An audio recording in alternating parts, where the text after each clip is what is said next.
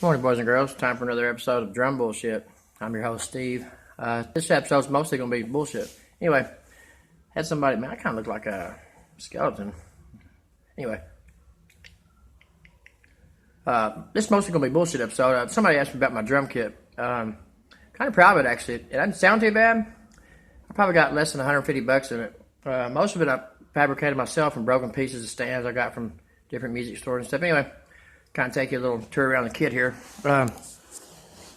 First of all, the captain's chair, or if you want to call it that, it's actually an old piece of cushion out of a car seat with a filthy, nasty pillowcase on top of it, on top of two milk crates zip tied together. I did get all the bed bugs out of it, I think, although my butt was kind of itching when I was in the middle of a Van Halen song jamming the other day. Anyway, so that's that. Then we have, I've been through 2 or 3 snares with this kit. I started out with a gamut up here, which you can see it's just nothing but a storage container now. It's fixing to go to the scrap metal place. You couldn't even use this to play backgammon on, much less, hit it with a drumstick. I mean, it's just a total fucking piece of shit. Anyway, bought these shells, just had some Thai food for breakfast. Get my acid reflux going.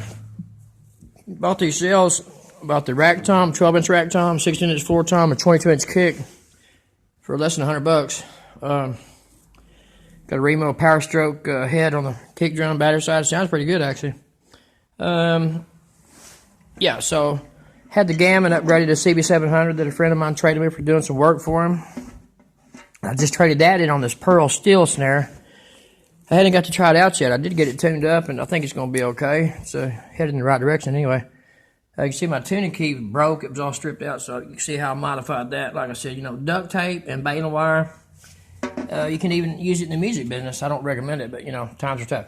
And this tom-tom here, I like that they call it tom-tom. Hey, Tom, how you doing? This tom here is actually a toy drum that I bought for $8. There's a lot of $8 purchases in this drum kit. I'll get to another in a minute.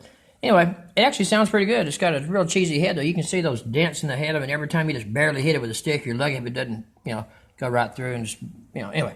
So, okay, that's, cheesy bass drum pedal, as you can see there. It's about as cheesy as it gets. It's cheap Chinese stuff. Anyway, it works. Does the trick. So the cymbals. Actually, the only cymbal that I own in this kit is this one here. It's and actually another $8 purchase. It's an Aguazarian splash cymbal, 8-inch splash. I guess they charge $1 an inch on cymbals now. Well, at least on these. Set of Meinl 14-inch hi-hats. Actually, everybody's playing these Meinls now. When they first came out, no one could afford them unless you have a record deal, which I don't. But they're actually getting a little bit cheaper. Just some of their entry-level cymbals, the 14-inch medium hi-hats. And actually, a friend of mine, Randy Terry, has let me borrow the rest of these lovely cymbals that come from the Randy Terry Cymbal Vault. Nice set of Paiste Alphas. It's the metal series. We got a 20-inch metal ride, which I absolutely love. The bell on this thing is just as sweet as it can be. I mean, it just brings joy to my heart hearing that. And we have a 17-inch crash here and an 18-inch crash here. That's pretty much it. Like I said, these stands, as you can see, that cymbal stand there is made from a jack stand from Auto Repair, which zip ties, duct tape galore.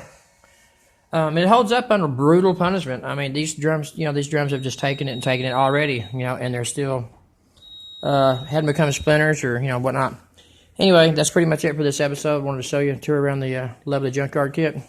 Have a good day. See you next time.